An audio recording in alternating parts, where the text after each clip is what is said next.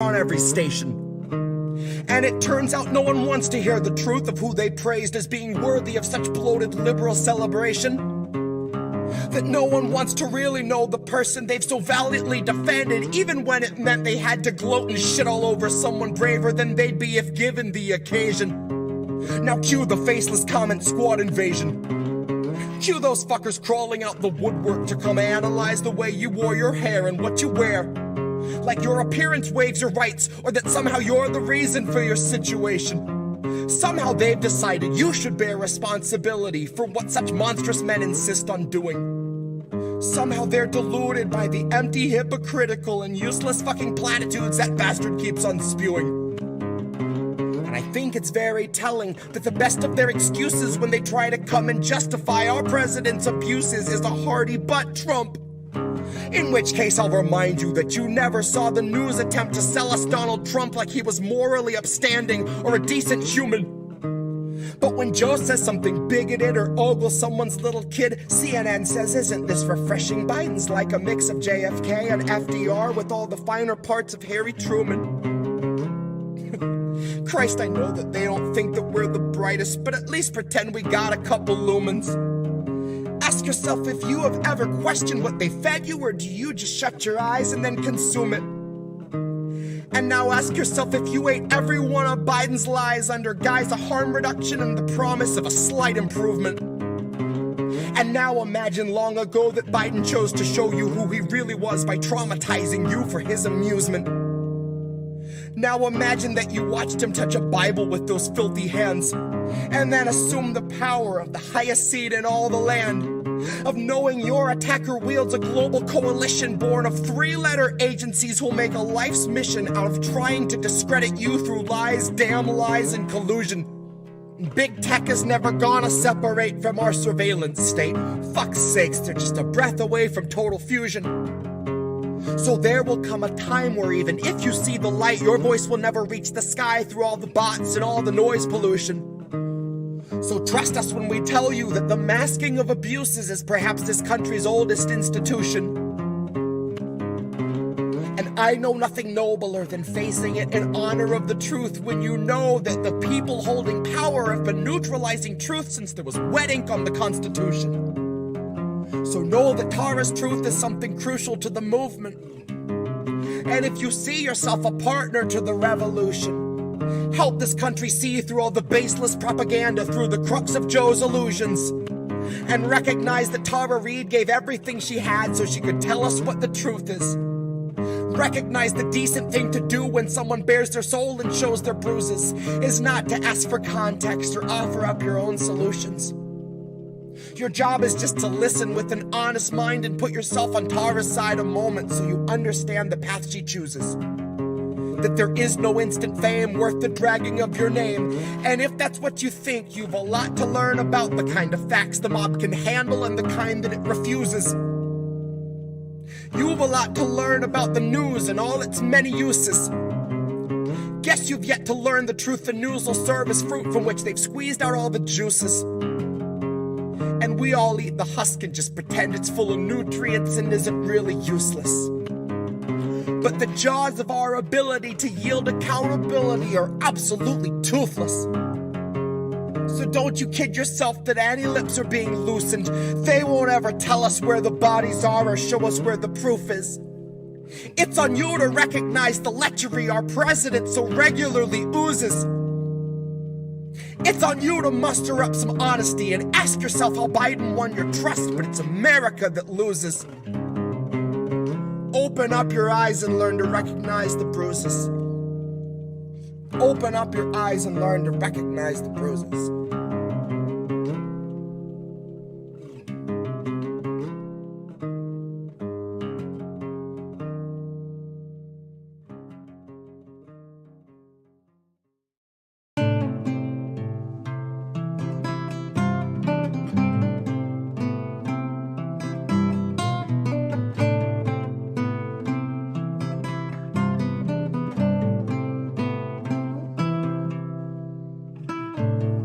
March of Dimes.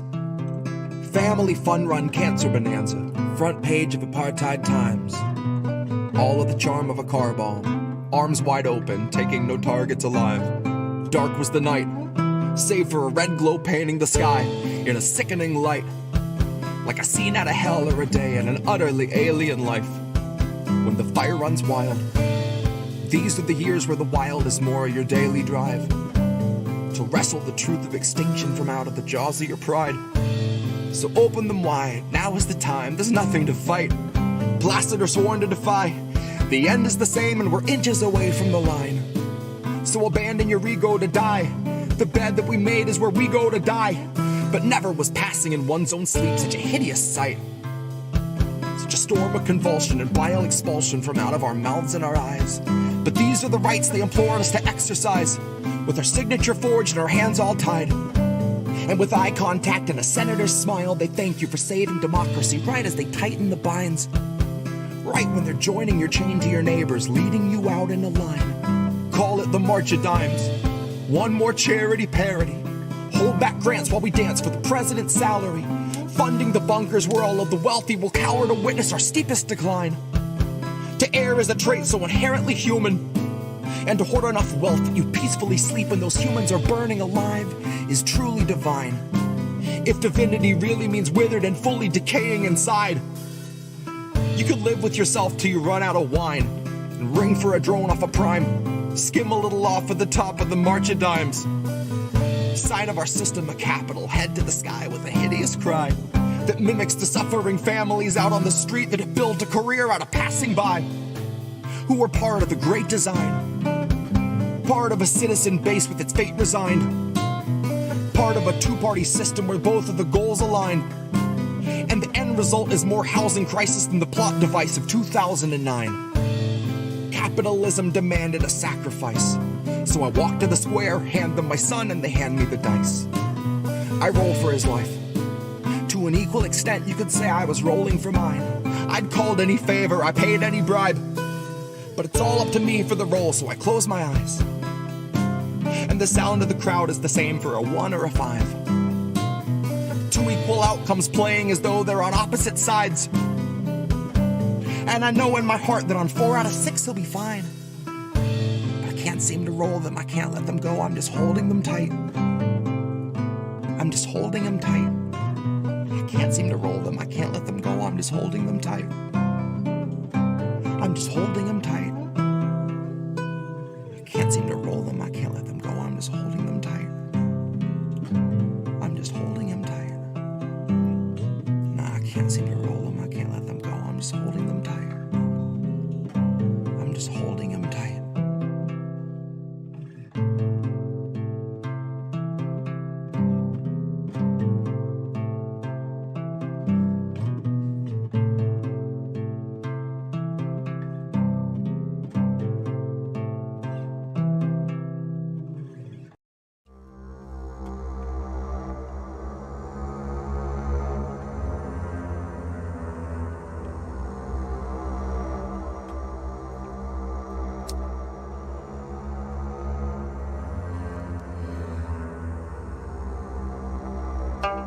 You know, sir, I like you much better with my glasses off.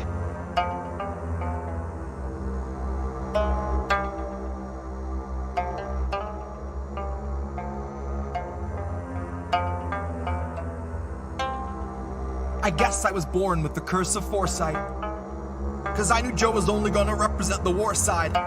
And that said, I just came to fight. You could keep the or flight.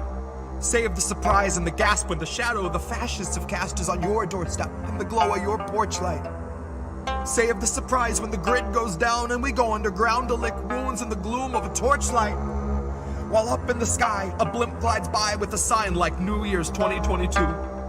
Brought to you jointly by Pfizer and Coors Light. While the centrists observe from a comfortable courtside, right in the thick of the action behind a partition. We're in a morbid position, a plague of evictions, born a comorbid condition of the cancer of wealth. I fantasize that I cancel myself, hands on your head, throw your best laid plans in the well. There are no more answers, questions go back on the shelf. All Joe's donors, a quick show of hands. How many of you sub to the Lockheed Martin OnlyFans? How many are loyalist patrons for the Raytheon Patreon? Occupy Iraq and send 1 million off into the great beyond. Cool yourself with the safety on. True to yourself in as much as you dutifully spew out a mucus of QAnon. You can't convince me the capital wasn't surrendered with every intention of digging us deeper down into the treacherous webbing of censorship, ebbing your speech and dissension so you can't hold Biden accountable. Not in his mentions and not in the streets. Know to the end that Joe will defend the elite. Joe won't embarrass McConnell, but Joe's not embarrassed if all of your children are hungry and weak. Too hungry to speak. Too hungry to stay and they just lie at his feet. Joe is fresh out of empathy, fresh out of policy, but he'd love to know, what was your favorite ice cream flavor to eat? Back when you used to eat. I guess the road isn't rocky for people who thought we were free. They'll believe what they read and Joe's here to lull them to sleep. Counting us down by the dozens, the culling of gullible sheep, led to the slaughter by media tyrants and government thieves. These are the leeches that stubbornly suck where there's nothing to bleed. These are the tumors that force us to crawl on our knees. This is the home of the brave. This is the land of the free. One was foreclosed in 08. One was condemned in 16. This is the home of the brave. This is the land of the free. One was foreclosed in 08. One was condemned in 16. This is the home of the brave. This is the land of the free. One was foreclosed in 08. One was condemned in 16. This is the home of the brave. This is the land of the free. One was foreclosed in 08. One was condemned in 16. This is the home of the brave. This is the land of the free. One was foreclosed in 08. One was condemned in 16. This is the home of the brave. This is the land of the free. One was foreclosed in 08. One was condemned in 16. This is the home of the brave. This is the land of the free. One was foreclosed in 08. One was condemned in 16. This is the home of the brave. This is the land of the free. One was foreclosed in 08. One was condemned in 16. This is the home of the brave. This is the land of the free.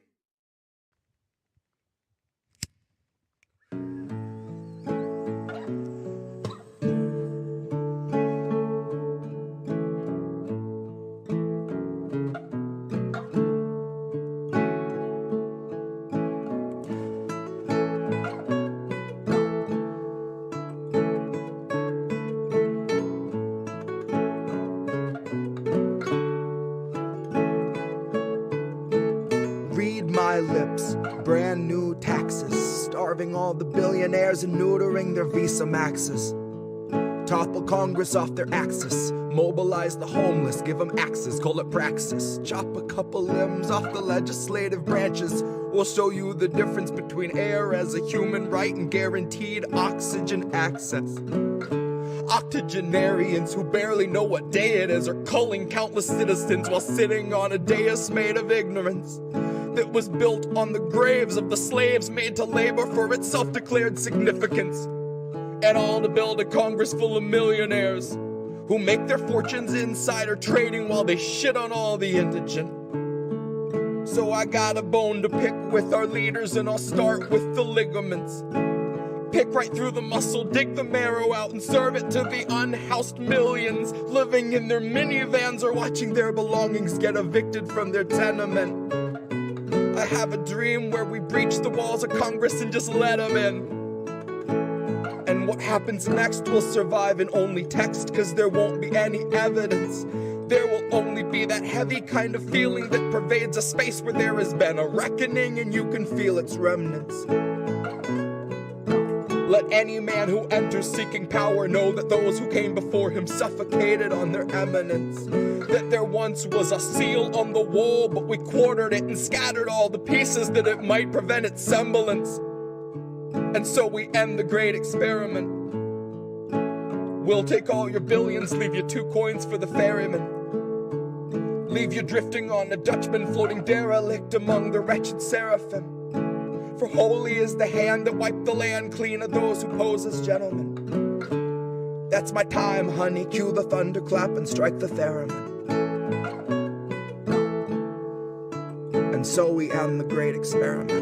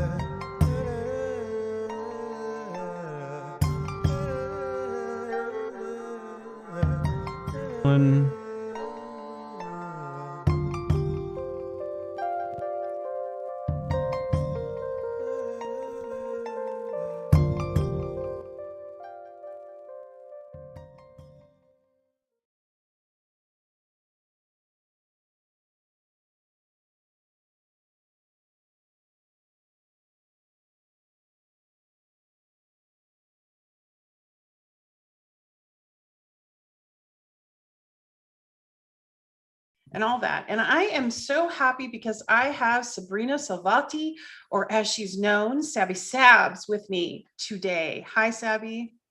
Hi, Tara. I feel like doing the doobie-doo, doobie-doo. Because I love your theme song, and we both got theme songs from Jessie Jett. Yeah, I know. Jessie's awesome. Mm-hmm. Really great. So you've been doing some really great coverage of all the craziness that's in our world right now and the stuff that they are trying to get us to accept right now from the US government. And it's amazing. It's amazing. I actually just wanted to get your view on something, and Reef, I think you had it, but I was trying to share, of course, that you were going to be on the show. So I was trying to share that with everyone. And then on Twitter, and then I shared the Russian President Putin's speech today about, why they're having their military operation, their conflict in Ukraine, and his views on this. And you think that the world would want to know, but I immediately got shadow banned, and you can't really see the tweets. So we're going to have his little speech on the show, and I was hoping you could watch it with me, and then we could talk about it right after, if that's cool. All right, let's do it. All right, let's do it. Вы сражаетесь за наших людей на Донбассе, за безопасность нашей Родины, России. Россия всегда выступала за создание системы равной и неделимой безопасности. Системы, которая жизненно необходима всему мировому сообществу. В декабре прошлого года мы предложили заключить договор о гарантиях безопасности. Россия призывала Запад к честному диалогу, к поиску разумных, компромиссных решений к учету интересов друг друга. Все напрасно. Страны НАТО не захотели нас услышать. А это значит, что на самом деле у них были совершенно другие планы. И мы это видели. В открытую шла подготовка к очередной карательной операции на Донбассе, к вторжению на наши исторические земли, включая Крым. В Киеве заявляли о возможном приобретении ядерного оружия. Блок НАТО начал... Before this Zoom, I just have to sign out and make a new meeting. Hold on one second. In meeting for all. And then hold on, everybody. Sorry. We'll bring them right back in just a moment. I just have to sign out because I have to sign back into the Indie News Network. And then one moment.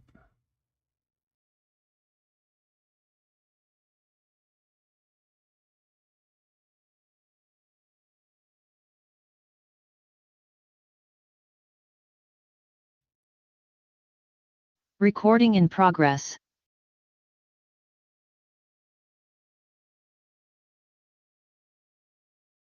Where's it at? Why can I not see it?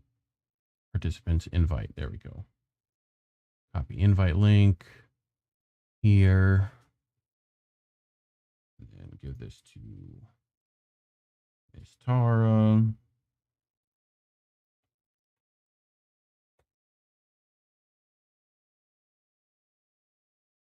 And then Miss Sabby. And we're just going to restart everything. Hold on.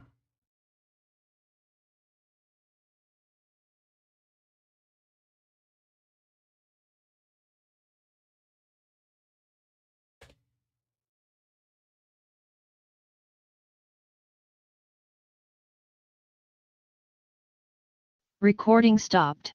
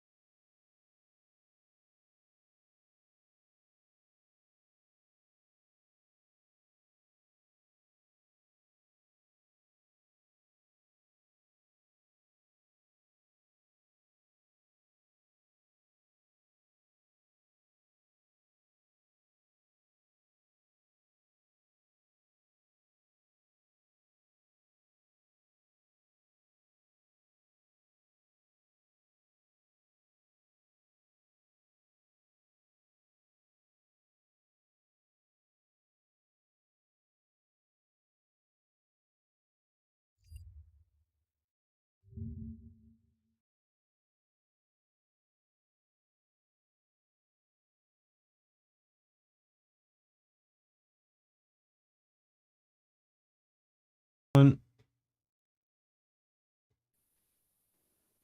everyone, we had a little tech difficulty, but hey, we're back. And thanks to Reef, so thank you, Reef. So yeah, see what happens when you try to play stuff that the Empire doesn't want you to play, right? Actually, I think it was our tech issue. It wasn't the Empire this time. But thanks for those of you that stayed and didn't leave. We're back.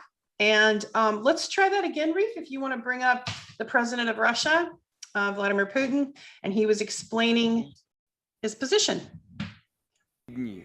Вы сражаетесь за наших людей на Донбассе, за безопасность нашей Родины, России. Россия всегда выступала за создание системы равной и неделимой безопасности. Системы, которая жизненно необходима всему мировому сообществу. В декабре прошлого года мы предложили заключить договор о гарантиях безопасности. Россия призывала Запад к честному диалогу, к поиску разумных, компромиссных решений, к учету интересов друг друга. Все напрасно. Страны НАТО не захотели нас услышать.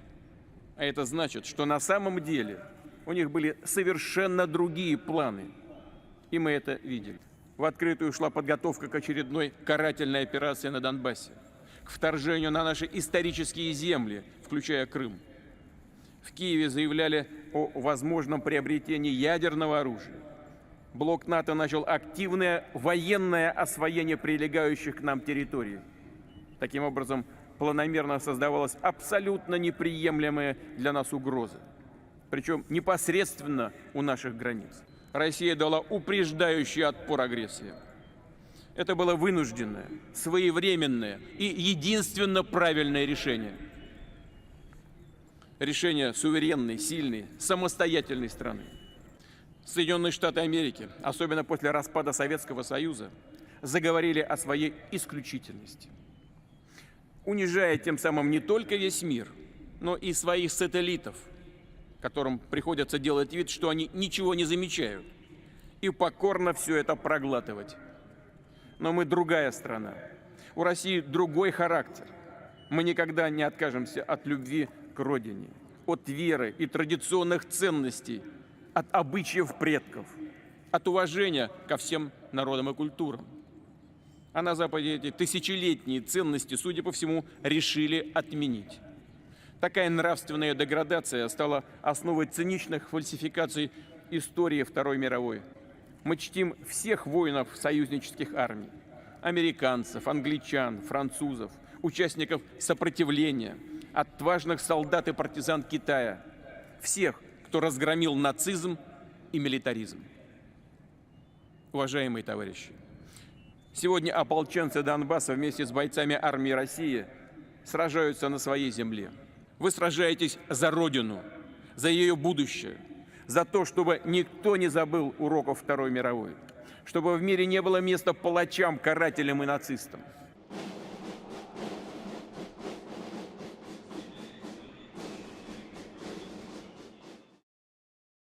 Okay. So, that was interesting. And Reef, I heard your sigh. I know that's how everyone feels, right? It's sad that today's Victory Day, celebrated in Europe and in Russia, recognizing the people that fought valiantly against the Nazis in World War II. And so this is a very major holiday for Russia because they lost 27 million people during World War II. So every single person in Russia had a relative that was touched, by the war. And there's been a lot of revisionist history. So Sabby, what did you think hearing what he had to say? What was your kind of initial thoughts?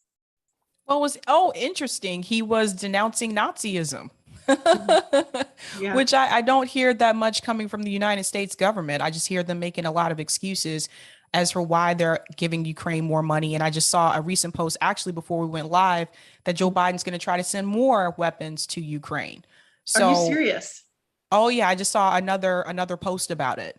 Oh my goodness. We just gave them 2 days ago 130 million.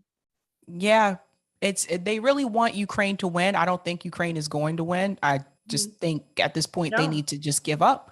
No. But there's already some messages going out from Times Square. I also saw pictures about this as well, where they were advertising like basically to be against this day in Russia. Oh, but Russia was one of the main reasons why World War II was won, was the Russians. Yeah. Yep. And there's been a lot of revisionist history about that. I know I saw a snarky tweet about Germany. They said Germany's mad at Russia again. Yeah, they were. They lost World War II. But yeah, so what is your thought about, one thing that struck me about this speech was he was saying, you know, about the American exceptionalism. Did you catch that? Yeah. Yeah. I mean, basically what he's kind of alluding to, I think if you remember his speech in 2007, he was talking about how the West was forcing this unipolar world where the world was multipolar as far as economic, you know, growth and things that were going on, meaning China and India and other countries that were developing and becoming, you know, more powerful and viable economically and growing. And the West just won't allow it, just like the way Nord Stream 2 was shut down, right? Right. Well, the United States government doesn't want another economic competitor, Right. period. Like that's why they're trying to shut down China, Russia, anyone that they see as competition for them. They don't want other countries to be able to fend for themselves. They don't want other countries to have their own resources. We steal a lot of resources from other countries. So the idea that the United States government wants to be number one, Mm-hmm. and anyone who comes anywhere near close to that, which China is close. Mm-hmm. China is very close. And at some point, they're going to pass us. And they're not imperialistic. Right. Right. But the United States government, the talking points that they have, they make this seem like that's a bad thing. If we're not number one, then that's bad. Any country that is trying to challenge us in reference to economic power, they are seen as the villain. And the American people buy into it. Every time they buy into the propaganda. It was just like 2 years ago, I started hearing people say, we need to watch out for China. They can't pass us. And I'm like, why? Why do we need to be number one? So I think back on some of the things that I was taught, like when I was growing up in school, and there was this idea that America was supposed to be the greatest, the best country in the world. And everybody else who tried to challenge that, we needed to stop them. Right. Yeah. Well, one thing that I've noticed about your show is that you've been very out front about the imperialism, about being anti-war, about, really examining some of the positions. And have you gotten, I've noticed that you've been growing and growing, but have you gotten any pushback for your messaging or any censoring or deplatforming at all? Or have you been able to bypass that so far? Most of the pushback I get has been on Twitter. Like, to be honest with you, it's usually like on Twitter, sometimes on Facebook, although people don't really read as much when it comes to like imperialism on Facebook. Like people don't, most of the time they don't look at that. But in reference to censorship, some of my videos have been marked as limited instead of like full monetization. I do have one video that was demonetized. But it is what it is. I think I'm a little bit more careful about it. I don't put it in the title. Even when I talked about Black volunteers going to Ukraine and the Peace Corps, the warning that was coming from the Peace Corps, I just put in the title, Peace Corps warns Black volunteers. So I think, there's certain things that the bots like will look for in reference to these videos. The title is a big giveaway, I think. And then also you have to be careful about how you talk about it. So there's ways to talk about it, but like to get your point across, but talking around it in a sense. But then being creative, also, I think it's different too, because I don't talk about it every day. And I think, I think that's why they came after Jackson Hinkle, because he talks about it almost every day. Larger channels tend to be exempt from this. I've noticed, like, for example, TYT can talk about this and they're fine. Breaking Points can talk about it. Majority Report can talk about it, but they usually come after the smaller channels in reference to censorship. Yeah. because we'll have less loud voices when we, well, you know, what I like about it too, is you were calling out the racism that's inherently been part of the messaging about this war, about this proxy war that the US is fighting against Russia using Ukraine. So talk a little bit about that, like about just kind of what you've seen as far as the racism that's been blatant and subtle. I think what a lot of people don't know, and I was talking to my parents about this as well, is the way that Black people and other people of color are treated in Ukraine. So there were a group of African students. They were trying to get on the train to get out of Ukraine right before this conflict really took off. Right. And the train and the engineers would not let them get on. They would only let white people get on. And, and it wasn't just like the African students, it was also other students that were from India, and they're there just to study, like in Ukraine. Right. So they were just trying to leave and get back to their home country because they didn't want to be there when things got worse. They were told they couldn't get on. And there's several videos online about this as well. Someone actually had sent that to me. That's how I found out about it. And I did more research about it. And they were talking about just their experiences, their overall experiences, like living there as a student. And what people may not realize, when you go to Europe, and I lived in Europe, there is a big difference, I think, from living in Germany and living in Ukraine. It's the culture is different. The people are different. In Ukraine, they're not used to seeing Black people. Whereas like in Germany, they're a little bit more used to it because there's so many military bases over there, right? Right. But they're not used to seeing Black people in Ukraine, and their idea of what Black people are like is based on what they see through media. Oh, wow. And on TV and movies. Same thing for South Korea. My dad lived in South Korea, and he talked about his experiences there as well. Same thing. So because of that, they have this mindset that Black people are like what they see in the movies or what they see in TV. We're all criminals, lazy, those kinds of things. So they can be really hostile towards you. And what I saw on the Peace Corps website, they were warning Black volunteers, telling them, these are the things that you may experience when you go to Ukraine, and here's how you can handle it.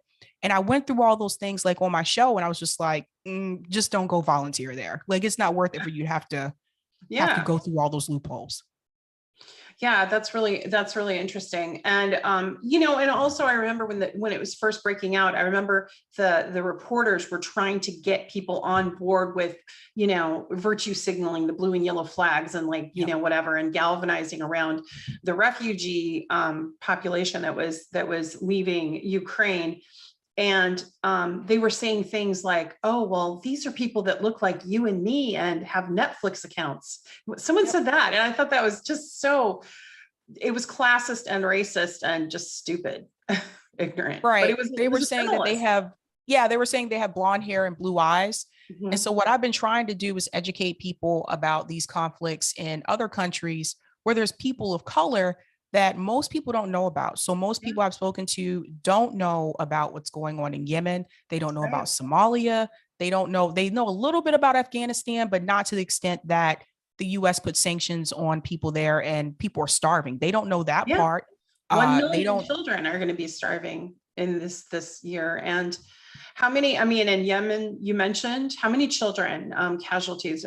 It was an astounding number, of casualties. It was a lot. I don't remember offhand, but I remember I was showing people pictures of what's happening in Yemen because they didn't believe me. They're like, if this is true, why am I not hearing about this on the news? And I said, because Saudi Arabia are the ones who are attacking them, and the United States government gave Saudi Arabia the weapons to do so. That's why they're not talking about it. So when I see the blue and yellow flags in people's bios, it takes me back to like, I really hate when people commercialize war. Right. And we have a tendency to do that in this country, and not just war, but just tragedy, period. I remember this happening after 9/11. It was like, how can we make a profit off of what happened? Why are there t-shirts and mugs that they're selling about this? Similar thing to, and more local, but similar thing to the Boston Marathon bombing that happened here. It was like, for those of us who live here and were there, it's a traumatic event. And I appreciate the fact that they were like, Boston is strong, we stand with Boston, but then they commercialized it. And so they were selling t-shirts and mugs. And I'm like, then it was everybody else was strong, New York strong, Charleston strong. And I'm just like, this is ridiculous. Yeah. It's not, again, that's not very, it's capitalism. I think it's just, we're in end stage capitalism, most people can't get affordable housing, medical care, dental care, vision care, and we can't get access to basic needs. And, it's just terrible. I wanted to ask you a little bit, and then kind of come back to all the geopolitical politics, but I wanted to ask you, because you have your own show and you're an independent content creator now, and you're doing really well. You're just taking off, and as you should, because I love your show and I watch it. But how have you found it being a woman in independent media space? How's it been? Like, are you getting a lot of support and lift? Is it easy to get guests, or has it been a challenge? Oh dear, here come the facts. Okay, cool. Bring it. It has been incredibly difficult. Okay. And I can say this as I do have people to compare it to, because I'm a part of RBN. So I'm on two different platforms here. One of the things I've noticed is that people tend to be reluctant to talk to women in the space. It's a big one. It's not just me. I agree. They're more reluctant to talk to women, and particularly, it's the weirdest thing. Like, for example, I will invite someone, whether it's for my show or for RBN, and some people will not respond to me, but then one of the men from RBN will send the same message and they'll respond to the men. And some of them will only respond to the men. That happens often, actually. So that's one of the things that I've had to deal with, like running into. Another thing I've noticed too is that, and this is why I think, I don't know, I like news and doing news and interviews, but I think for me, like I majored in broadcast journalism in English, so I know how to do this. But I think for me, interviews in the beginning is how I started out my show, interviewing people. I think if you just do interviews, then you run into the problem of eventually you run out of people like to interview. So then you're going to bring up the same people, and that's totally fine. But eventually it gets to the point where people want to see something different. And so in the beginning, I started out just doing interviews, and I got that feedback from people like, would it be, implement some different things? And so I was like, well, I've done the news before, so I'll just do news as well. And I actually do more of that now than interviews, but it's very difficult. There's a lot of gatekeepers. So there's people that I've noticed, like, for example, I can't get access to, because in order to get access to them, you have to go through someone else who can vouch for you. And what that means to people watching is that not everybody has their contact information public, like I do. So people know how to reach me. Right. Not everyone does. So if they don't have contact information that's public, a lot of times what you have to do is you have to go through someone else that knows them or that has interviewed them, and they have to contact that person and say, you should go on this person's show. Other than that, there's no way, you have no way of getting them. And that's unfortunate, but that's why it's called access journalism. There's certain people that will prevent you from getting access to other people in this space. That's so interesting. And yeah, I've run into that a bit myself, but part of, my challenge is that it's about who I am, and it's the Biden factor, I call it, because, people see me as the person that came forward about Biden, but they forget that I'm a person in the world that actually worked for a long time in geopolitics, and that's my space, and I'm a writer and I'm interested. And so of course, content creation is part of it. But like you said, it is hard. Like, there's certain people I want to interview and I can't, you can't reach them directly. So it's interesting.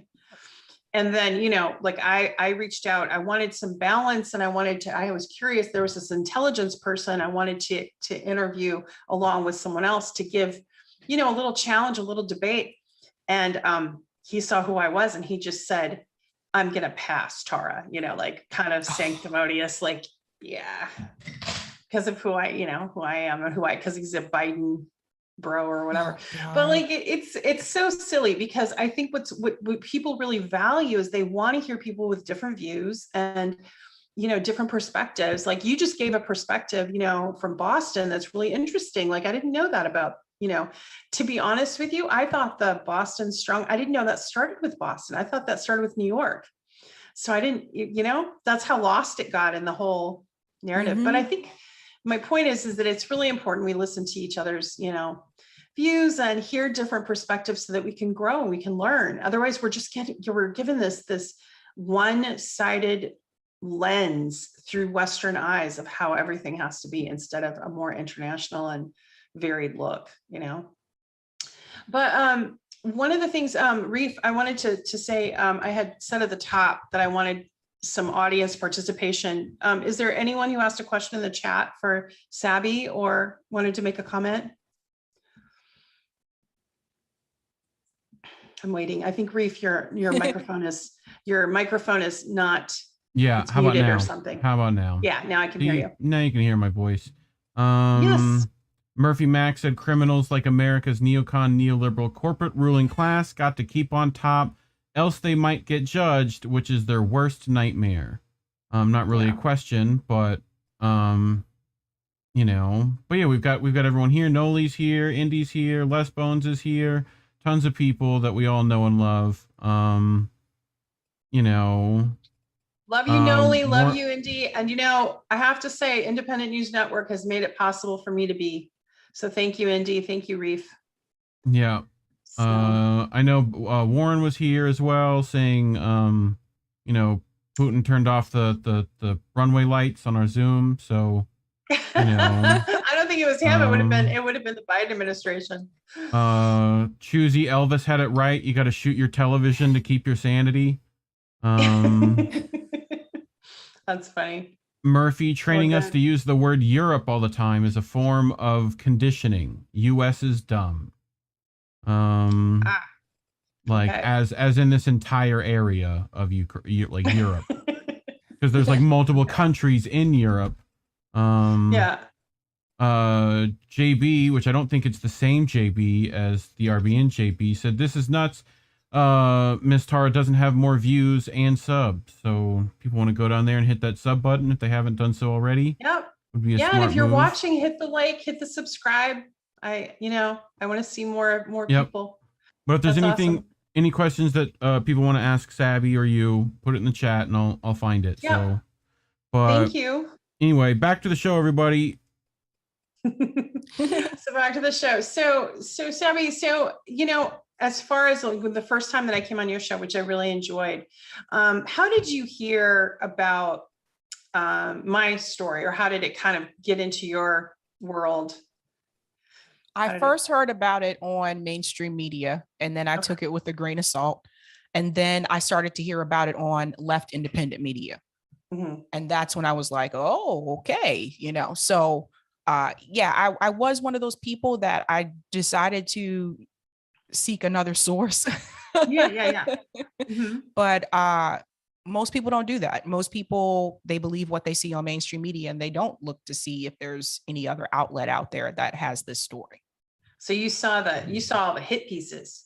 Yep. I saw all of it. And I remember thinking to myself, like, oh my God, I can't imagine how she must feel right now. To me, it's just, I think the thing I said to my husband was, it's interesting how the same people who said #MeToo believe women. Now, all of a sudden, Alyssa Milano, of all people, of course, now all of a sudden, because it's towards a Democrat, now all of a sudden we don't believe all women, and there is no #MeToo. It's just all politics.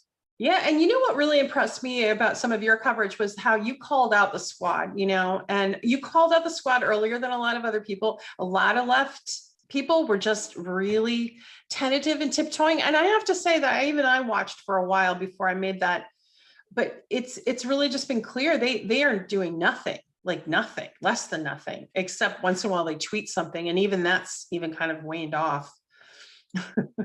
Well, I think the big red flag for me was force the vote. And here's the thing, it wasn't because the first initial flag wasn't because they didn't choose to force the vote. That came later. The first flag for me is when I saw Cori Bush and Jamal Bowman on CNN, and they were giving people the impression that they weren't going to vote for Nancy Pelosi. That was a flag for me. Yes, when they were interviewed on CNN, they made it seem like, I'm probably not going to do this. I was like, huh, interesting. And then, of course, the vote happened and they went along with it anyway. That's when I was like, okay, they're playing us. Like, this is not cool. This is just theater. I felt like it was a way to get people to tune in to watch it, to see if they actually were going to go through with this. But for me, after force the vote, and I know some people didn't like that strategy, but the fact that we were going through a pandemic and they didn't even try, that was a done deal for me. That was when I realized, I'm like, they're not going to really fight for us. And they're just looking out for their careers. Because after that, I did see a segment where Cori Bush said she did get something for her district for not voting against Nancy Pelosi. You know, and that's the thing there. It's performative politics, and performative politics is damaging, you know, any chance of an agenda getting through that will benefit workers. And, you know, I feel like, okay, when I first came forward and all of this, you know, and you saw, I don't know, my Megyn Kelly interview, maybe, I had this feeling at that time that, well, it's terrible what happened to me. And, you know, and I was a Democrat. Now, you know, I want to be just an independent. But I thought, well, perhaps some of the things that we like or want or hope for will come through, like one or two. Okay. But because it's elite Democrats, but it's been the opposite. It's been actually worse than I imagined. And I did warn people that Biden's administration had a thing about going to war with Russia. I knew somehow, some way that was going to get pushed, and it sure did. Of course, you had Jake Sullivan, who wants to go to war with China, and then you have Blinken, who wants to go to war with Russia. But I knew they were hawkish, but I didn't think it would be this quick. I didn't think it would be this dire. So where do you see us now when you're looking at some of these headlines, like the Washington Post headline that recently said, we need to show that we can win a nuclear war, which was a stunning headline. Yeah. What's your thought on are we headed there, or do you think, is there some grown-up somewhere in the room that's going to stop it? I don't think Joe Biden knows what he's doing. I'm not even sure Joe Biden is actually making decisions. Like, I really believe there's somebody else making decisions and he's just going along with it. And that wouldn't be the first time this happened in this country in reference to the presidency. So I think I wouldn't be surprised if he went in that direction, because let's remember, war is actually good for someone who's a sitting president who's up for re-election, because most people are not going to want to vote someone else in during that type of conflict. However, in this particular situation, I think people have kind of had it with Joe Biden, because we had to deal with the pandemic. There are a lot of people who were still unemployed. He cut people off of unemployment back in September, didn't cancel student loan debt, still don't have $15 minimum wage. There's no paid parental leave. He hasn't done anything. And now they have this whole Roe v. Wade situation. But a lot of us are bringing up the fact that that was another thing that Joe Biden said that he was going to do, is codify Roe v. Wade into law. And not only that, but it could have been done going all the way back to Obama. So people are starting to wake up to that now. And I don't see him winning in 2024. And he said he is going to run. If he ends up changing his mind and they put someone else in, I don't see them winning either. I think Democrats are going to see a one term here, just like, you know, Trump did. And then we'll go back to Republicans and it'll just be this back and forth game. But I think what this administration has showed people is that, yes, the Trump administration was horrible. Yes, Donald Trump was a horrible president, but at the same time, Joe Biden's administration isn't that much better. They're not really doing anything for the American people either. And people are seeing that now. So that's why I'm trying to And encourage Trump people. didn't take us to World War III, like to the brink of That's World War true. That's true. Right. We actually did have better relations III. with Russia under Trump. Now, Trump did a lot of other horrible things, but I really can't point to anything. Like when Ro Khanna says, well, we passed the American Rescue Act. There were the stimulus checks. I'm like, those actually weren't beneficial like you say that they were. The stimulus checks were shortchanged. The American Rescue Act, they stopped the child tax credit before they were supposed to. They really haven't helped people when people really needed help in this country. So I really can't point to anything and say, yes, Joe Biden was great at doing this. I just can't. And then you see the celebrities, the usual suspects of major celebrities just praising Biden like best president ever. It's like, okay, because you're elite and you're a multimillionaire. So he did give some corporate tax breaks and some tax breaks to millionaires. And he ran on saying he wouldn't do that. He ran on saying actually he was going to tax the rich. Remember that? Yep. What happened to that? What happened to any of it? And what really gets me too is because I was always really careful about criticizing Bernie Sanders in the past. Now I'm just like, no, I'm sorry, but he supported this proxy war against Russia, giving weapons to Ukraine. I mean, he'll never get my support again. That's done. Yeah. Bernie Sanders is kind of like, he's the politician that really brings the young people into the Democratic Party. So he's an independent, but he runs as a part of the Democratic Party. Right. After 2016, when he saw what the DNC did to him, that should have been the time for him to walk away and to start some type of third party movement, whatever he wanted to do. I felt like that campaign that he had, the 2016 one, was actually better than the 2020 campaign. Absolutely. Some people disagree because the 2020 one got more attention. It was more commercial attention, but 2016 was the revolutionary campaign.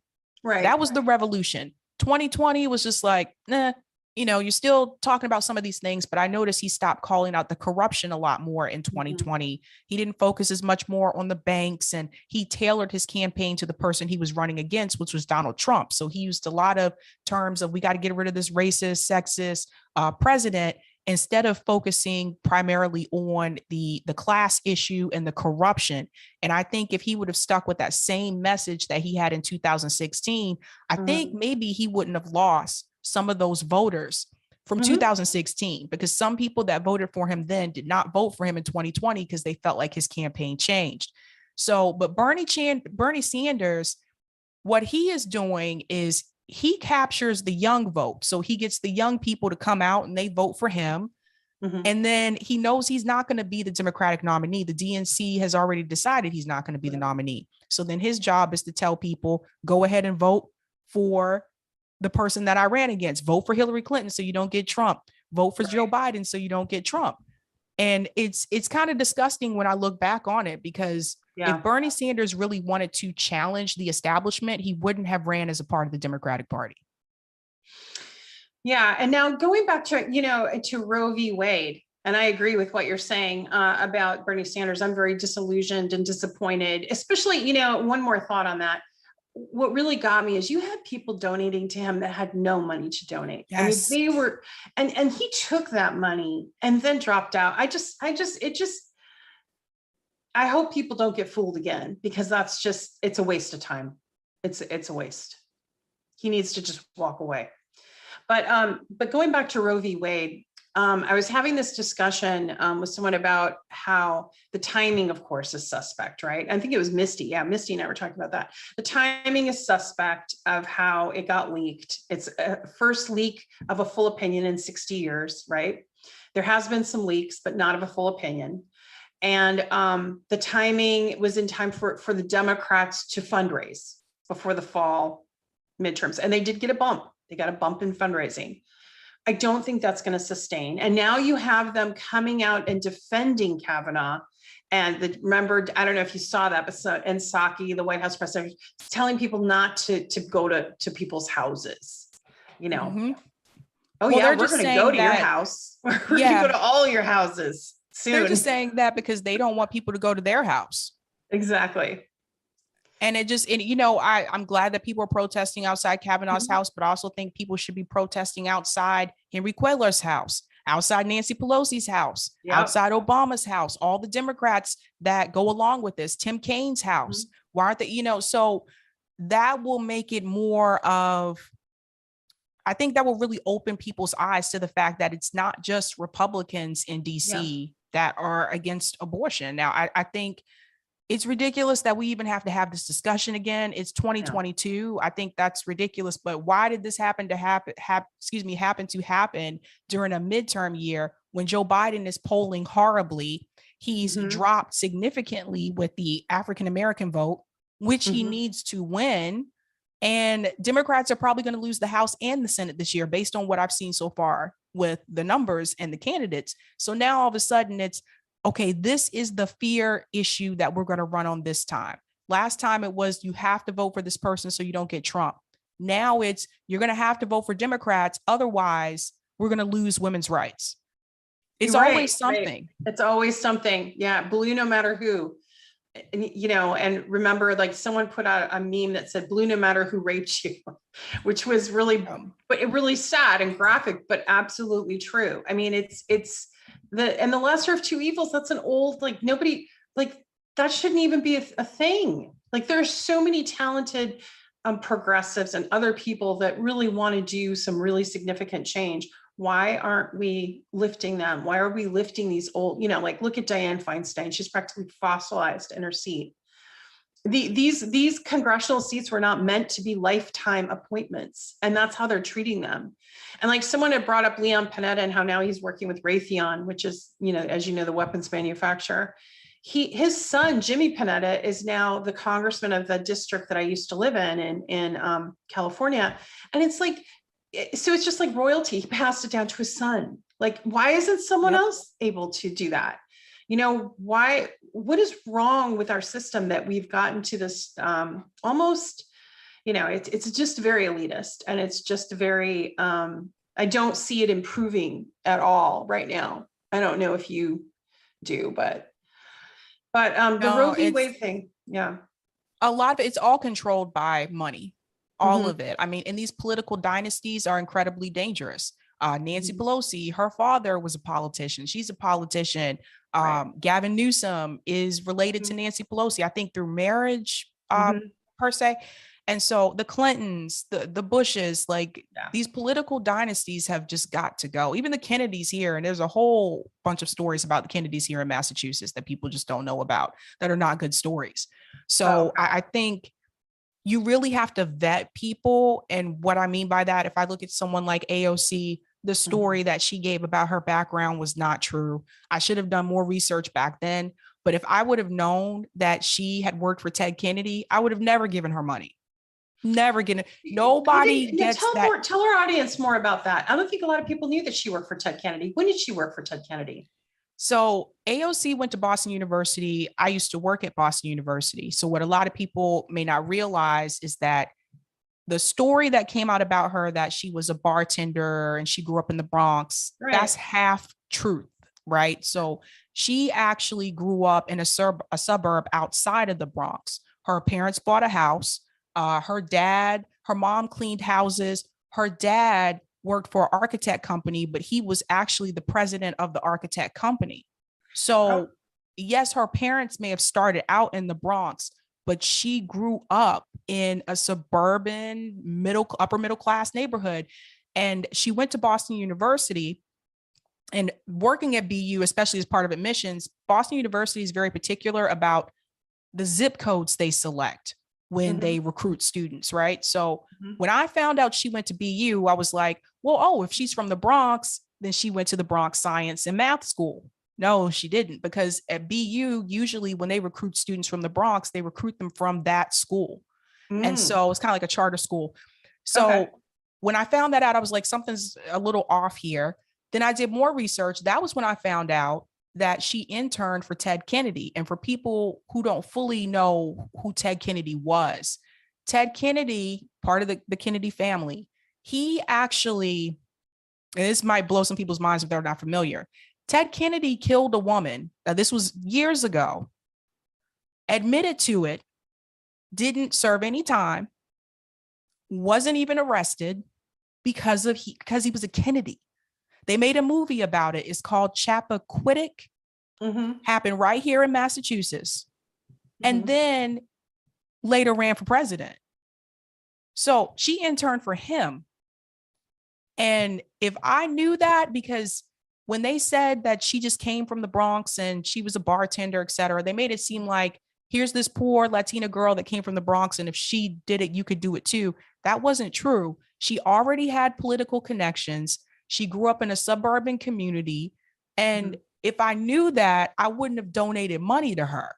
They made it seem like she was Sandy the bartender, and people don't know that she had a startup.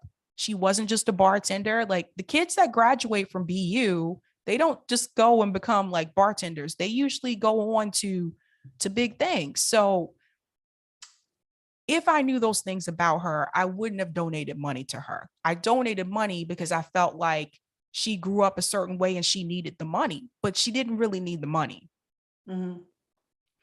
So I was aware about the negligence case about Kennedy. I think a lot of people aren't aware. And as you know, I actually worked, when I worked for Biden, I actually volunteered at the Robert F. Kennedy Memorial. So I was at the 25th anniversary. So I did I don't know if you heard that part of my history, but I actually had a good experience with the Kennedys.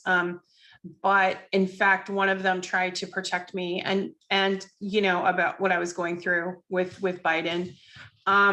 But again, there's this systemic thing about like one story that came out about the waitress sandwich. I don't know if you heard about that. That was Dodd, and that was Ted Kennedy, and that was Biden as well. But a waitress was sexually assaulted, and it was at a Capitol Hill restaurant, and they would go and have what they called waitress sandwiches. And she went public, talked about it, I guess reported or tried to, and then it was silenced and you know, pulled away. So you know, Dodd is a huge Biden supporter, and they all kind of cover for each other, but the misogyny was so deep that during the time I was there was a Washington Post, I guess, investigative report of the Hill in general. And I guess 70% of Hill staffers were reporting sexual assault and sexual harassment.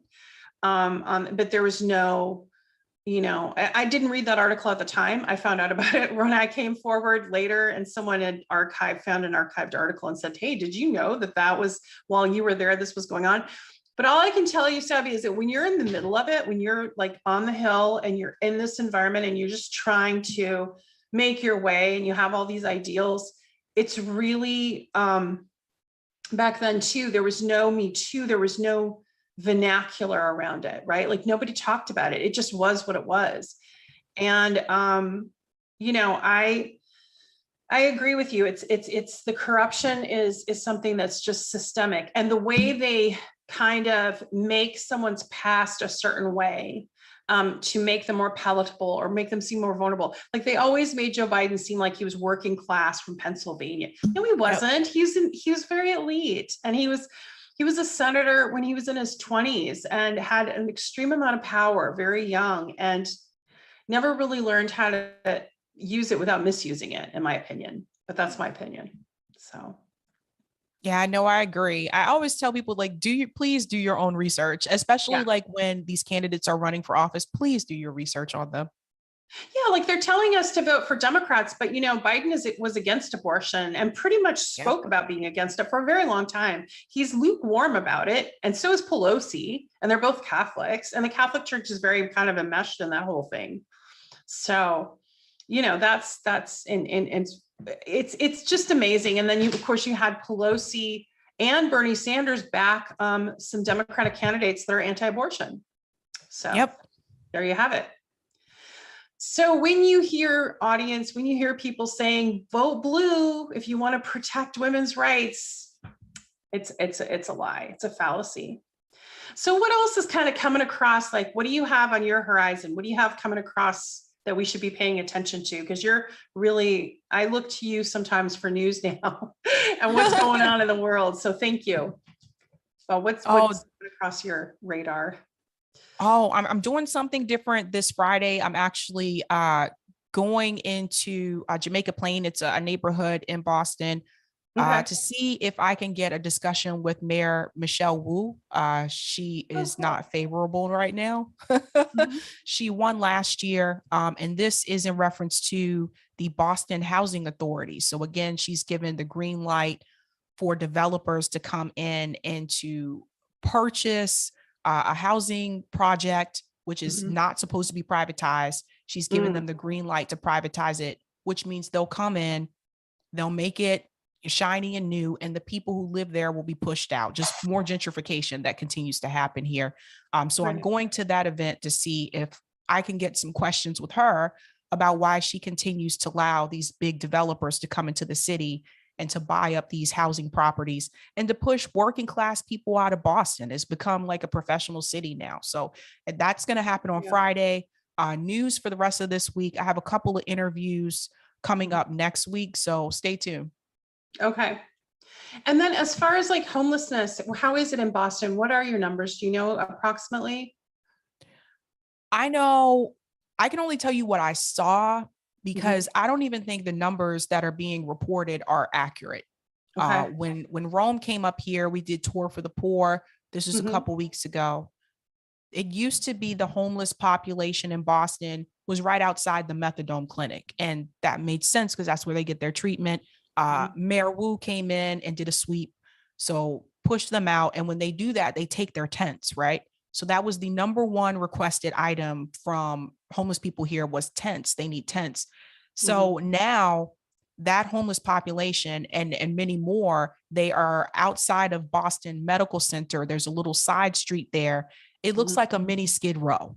And we've always had homeless people here, but I've never seen that many, especially all in one space. So we did Tour for the Poor there, give them food, clothes, hygiene products. And what I want people to understand is some of the people, they're not there because they were on drugs. Some of the people are there because they were evicted during the pandemic, or whether it was last year or the year before. Like some of those people, they just lost their home and they have nowhere else to go. The shelters are full. You have to get on a wait list to get in. And then the rules are pretty strict to the point where some people can't stay there. If you have a job in the evening, well, they have a curfew. So you may not be able to stay there. So there's all of those types of restrictions that go along with it. But it's happening across the United States. My parents told me in South Carolina, the homeless population has also increased. DC, it's increased. New York, it's increased. And again, like I don't see any of these politicians trying to do anything to solve the poverty issue. So now, instead of trying to figure out how can we help them get off the streets, we have more police. When we went there to do Tour for the Poor, there was a police car pulled up and he just sat there and watched us the whole time. When I was at the Boston Common for Earth Day, there was a police car like on every spot at the Common. And I'm like, where'd all these cops come from all of a sudden? It didn't used to be like that. I think that came from New York with what Eric Adams is doing in New York. So it's that is actually not solving the problem. So they just keep criminalizing.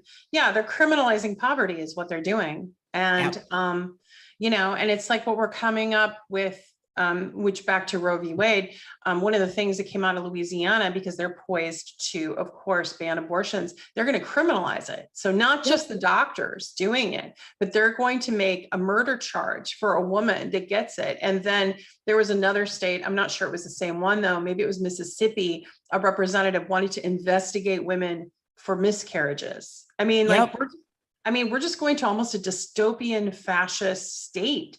And the homeless, what you mentioned, I do happen to know the national homeless numbers, which is close to 700,000. And I think you're right. I think the numbers are off. I think it's more because it is a very hard population to, get an accurate number, especially when it's growing so exponentially. And you have rents that have gone up 20, 30%, even more in some areas in this 1 year alone.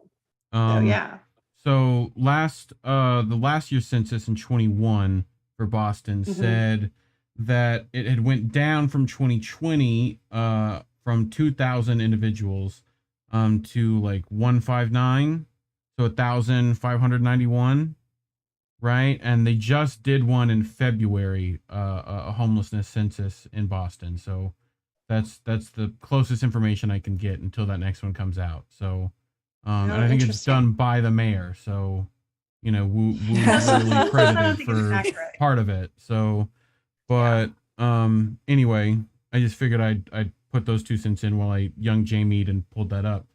But I can read some chats real quick before I go if you want me to. Yeah, that'd be great. So Mad Crab saying, yes, love the mutual aid. We're going to need it coming in the future. Phenomenal Mysticism says Michelle Wu is an opportunistic mayor. She doesn't deserve any place in public office at all. If I go back up, weed and critical thinking, or we need critical thinking. Sorry, I have something else on the brain. Blowout is a real old John Travolta movie, had the Ted Kennedy's Chappaquiddick in its story, but did not use the name. So apparently there's 2 movies there.